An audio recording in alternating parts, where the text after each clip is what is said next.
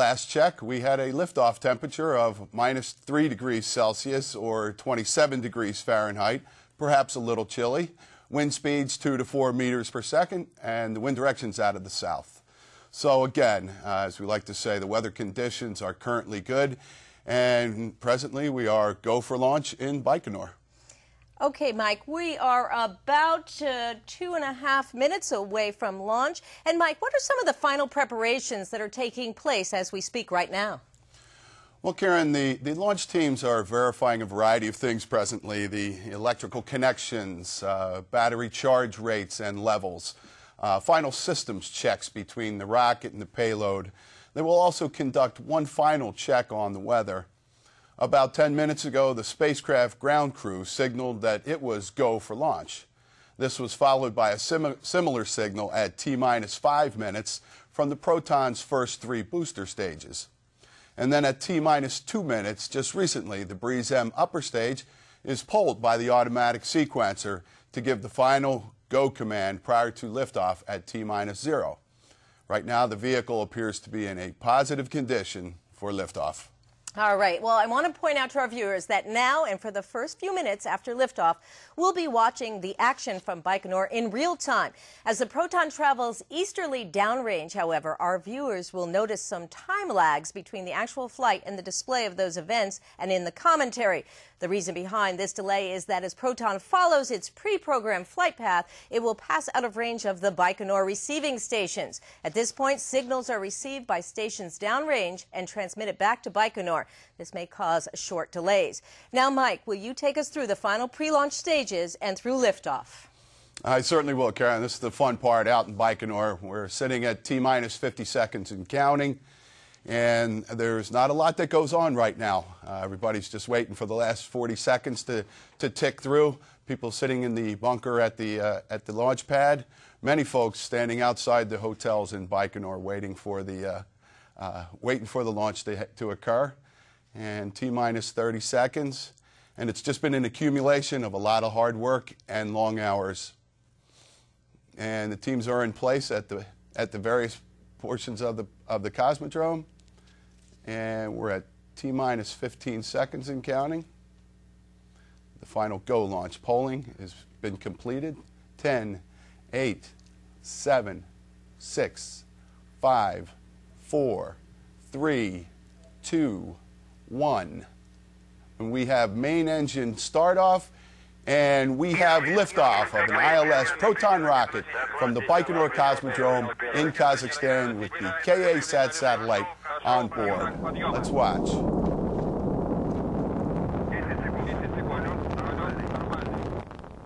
T+20 seconds, everything seems nominal.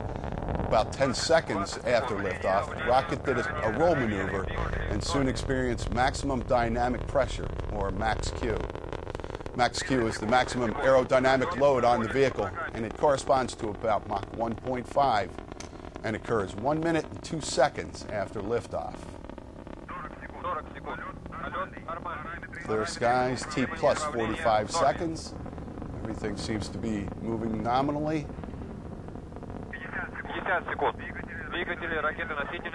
And the vehicle is heading in an easterly direction presently with a flight azimuth of about 61.3 degrees.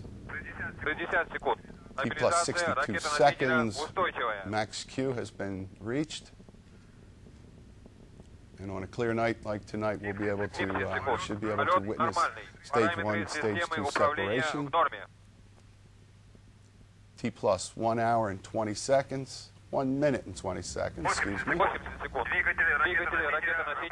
As mentioned, first stage separation from second stage is set to occur 2 minutes into the flight. Baikonur reports that all is nominal. T+1 minute 40 seconds. Still clear skies.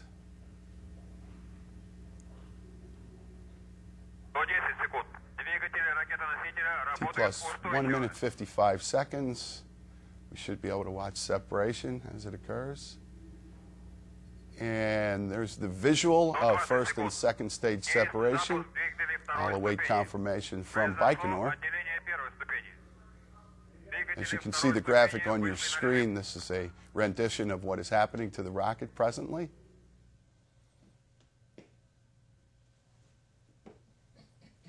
And I have received confirmation from Baikonur of good separation between the first and second stages.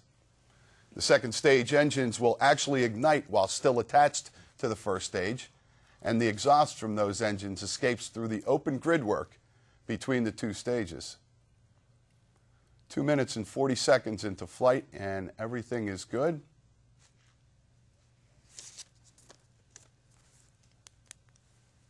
Two minutes and 50 seconds, and all seems to be working nominally.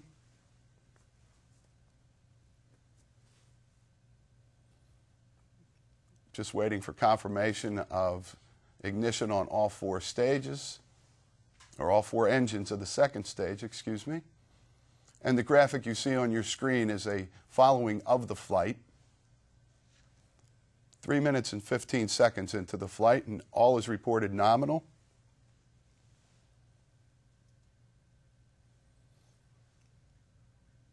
And we have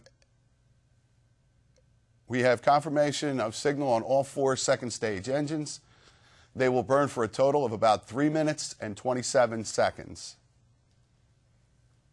3 minutes and 40 seconds into the flight, and all is still reported nominal from Baikonur.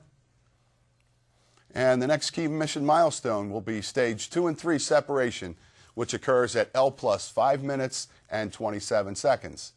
19 seconds after that, the payload fairing will jettison.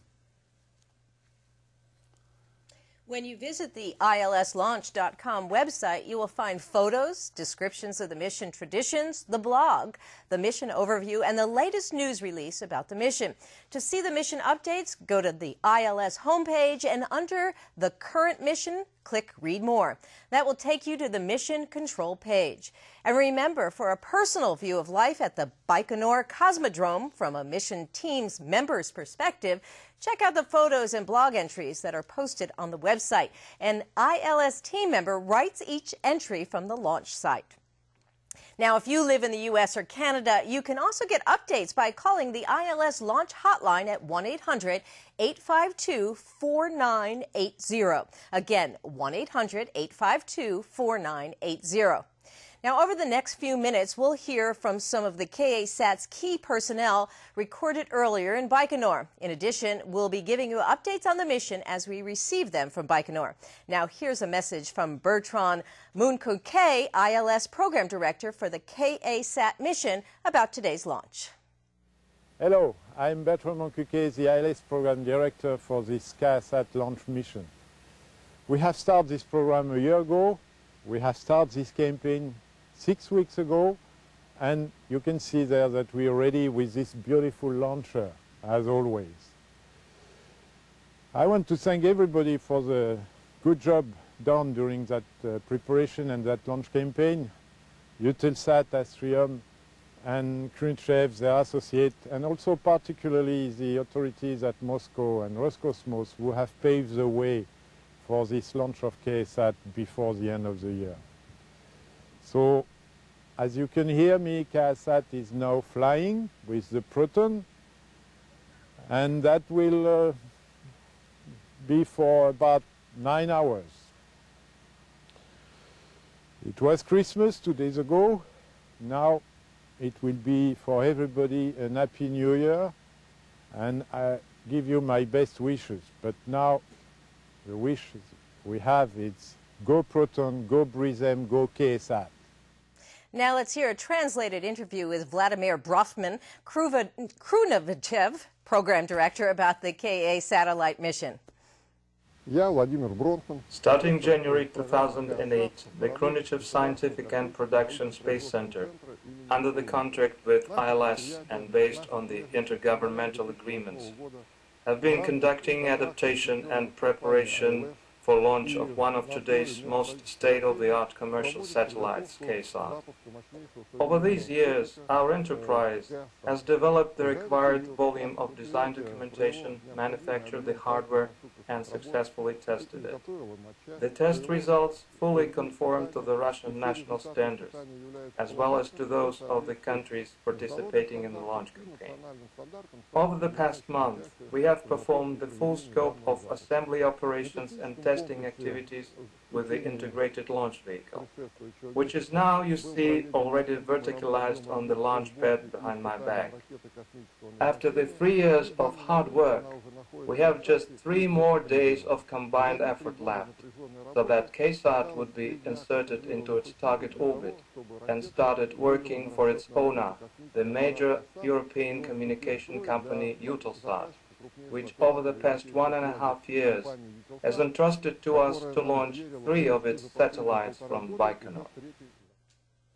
And I'm happy to report, I just heard from Baikonur that I can confirm Stage 2 and Stage 3 separation, and I can also confirm a successful payload fairing jettison. And the payload fairing jettison occurs at a velocity of about 4,600 meters per second at an altitude of 137 kilometers. Our next major milestone will happen in about 3 to 4 minutes, and that will be the separation of the Proton's 3rd stage from the Proton-m upper stage. ILS has worked with Astrium since 2004, including successful Badr-5 mission for Arabsat this past June. Here now is a video prepared from Astrium on KA-SAT.